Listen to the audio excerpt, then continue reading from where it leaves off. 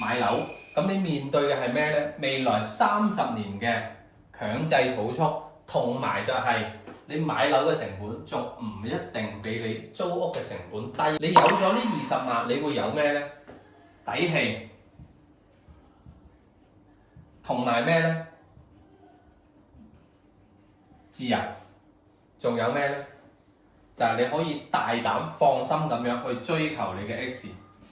歡迎收睇中山房產參謀頻道嚇。如果大家近期有諗過要買樓嘅話咧，建議大家可以先睇完呢條視頻再做決定嚇。因為睇完呢條視頻，大家對買樓呢樣嘢可能會有個全新嘅認知。我同大家舉個例子嚇，假如咧呢層樓你租落嚟，每個月嘅租金係2800，咁你如果俾咗首期之後咧，每個月嘅月供係3000蚊左右嘅。咁大家覺得呢層樓係買着數咧，定係租着數咧？大家第一反應，好多人咧可能會覺得買會着數啲，因為你每個月供嘅係你自己層樓啊嘛。你如果租屋俾嗰個租金，相當於係幫個業主喺度俾緊嗰個月供。但係如果將呢件事情要搞清楚咧，可能要將佢分開。首先2800一個月咧，佢係消費，相當於我哋平時出街啊買杯奶茶、買杯咖啡飲咧，其實本質係一樣嘅。呢啲錢使咗就冇噶啦。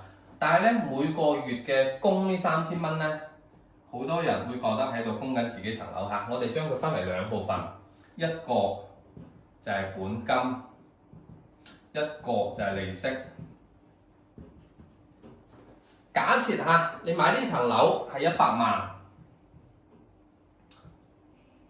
咁你俾咗20萬嘅首期，咁你仲需要咩呢？30年嘅月供，然之後加上3%嘅利息。咁呢層樓總共你大概要使幾錢呢？大概就140萬左右啦。佢呢個錢係點樣構成嘅呢？首先20萬嘅首期加上80萬嘅本金，再加上40萬嘅利息，總額咧就140萬左右。佢呢度嘅比例咧大概就係2:1左右，80萬嘅本金，40萬嘅利息。咁即係話，如果攤分落去3000蚊一個月咧，你每個月嘅本金大概係2000左右，咁利息咧大概就1000蚊左右。呢2000蚊咧係你買呢100萬呢層樓嘅本金，呢個係可以積累嘅，呢個係你嘅錢。呢1000蚊咧相當於係消費，佢同你每個月租屋2800一個月呢筆錢咧其實係一樣嘅。即係話你如果買樓嘅話咧，一個月你消費大概係1000蚊左右。你如果係租屋咧，一個月嘅消費係2800，咁樣睇起身好似係咪買樓着數啲呢？因為買樓每個月先使1000蚊，租要使2800，但係其實唔係嚇，呢度裡面會有一個陷阱。咁佢呢個問題我哋先唔講住先，我哋先翻到佢嘅主體。你每個月償還嘅本金，佢係咩呢？呢個我講嚴重啲，其實就係一個30年嘅強制儲蓄。相當於你將啲錢啊，一定要你儲30年，而且咧佢唔係儲喺銀行，佢係儲喺你層樓呢度。正常咧，我哋如果將啲錢擺喺銀行，咁佢會發生啲咩咧？佢會有一個比較正向嘅反饋啊，就係佢會有利息，因為你係30年嘅呢個時間啊，正常就3個點或者2個點啦。你係會有個正向嘅反饋嘅，但係因為佢係樓啊，所以佢有可能會升，都有可能會跌嚇。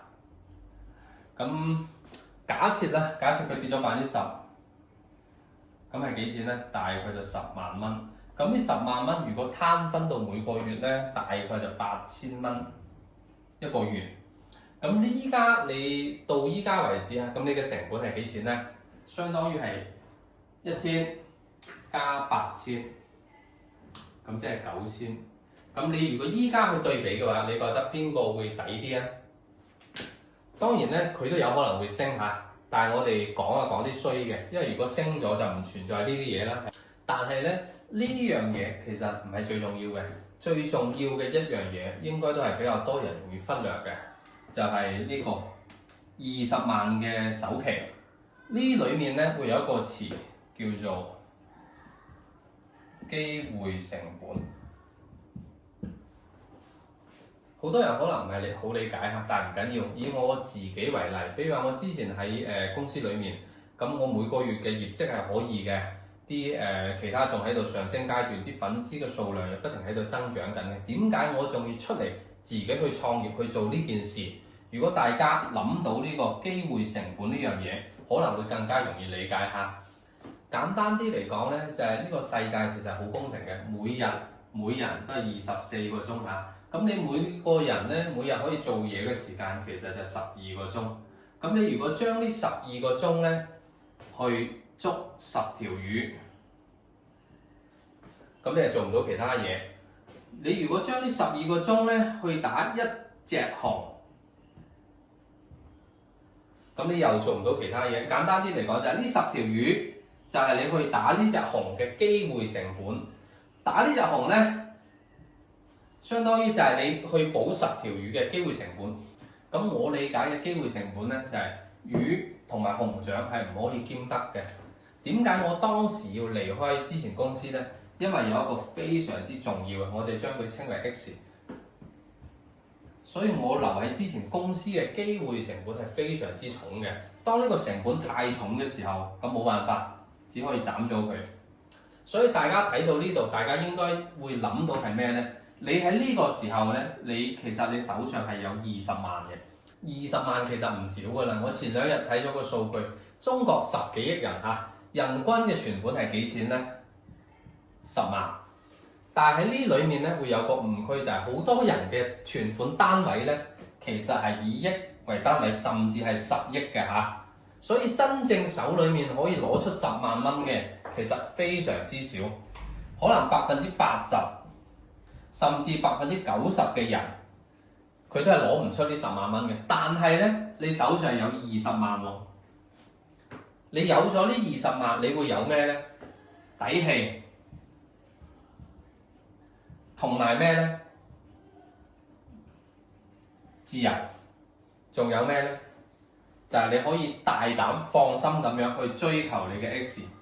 當時我點解會喺之前公司離職咧？就係因為我有呢個底氣。但係你如果冇呢個底氣嘅話咧，你將呢20萬擺咗去買樓，咁你面對嘅係咩咧？未來30年嘅強制儲蓄，同埋就係你買樓嘅成本仲唔一定比你租屋嘅成本低嘅情況下，大家係點諗嘅咧？最重要一點係咩咧？你就冇辦法去追求你自己嘅呢個 X。咁呢個 X 係咩咧？就係可能性。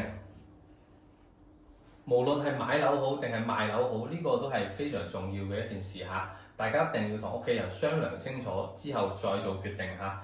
當然，如果你嘅 X 就係住大屋、住別墅嘅，大家一定要放膽咁樣大膽去追求，因為人生可能一世就得3萬幾日，好多嘢你如果唔去嘗試、唔去做嘅話咧，可能就過去啦。